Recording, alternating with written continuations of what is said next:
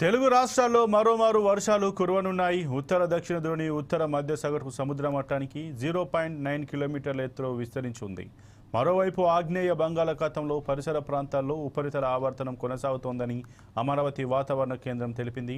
ఈ ప్రభావంతో ఏపీలో 1-2 రోజులు వర్షాలు కురిసే అవకాశం ఉంది.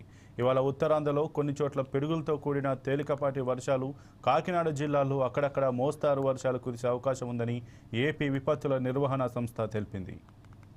ఉత్తర కోస్తా, రాయలసీమ జిల్లాల్లో తేలికపాటి నుంచి ఒక మోస్తారు వర్షాలు కురిసే అవకాశం ఉంది.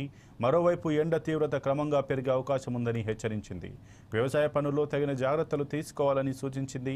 శనివారం రాత్రి 8 గంటల నాటికి కాకినాడ జిల్లా వేలంకలో 56.2 మిల్లీమీటర్లు, ఏలేశ్వరంలో 48.5, కోటనందూరులో 45.2, అనకాపల్లి, నర్సీపట్నంలో 44.5 మిల్లీమీటర్లు, అలాగే 33 ప్రాంతాల్లో 20 మిల్లీమీటర్లకు పైగా వర్షపాతం రికార్డు అయిందని ఏపీ విపత్తుల నిర్వహణ సంస్థ వివరించింది.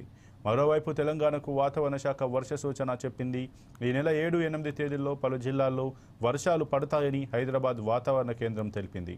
ఇవాళ రాష్ట్రంలో పొడి వర్షాలు కురుస్తాయంటూ చెప్పింది.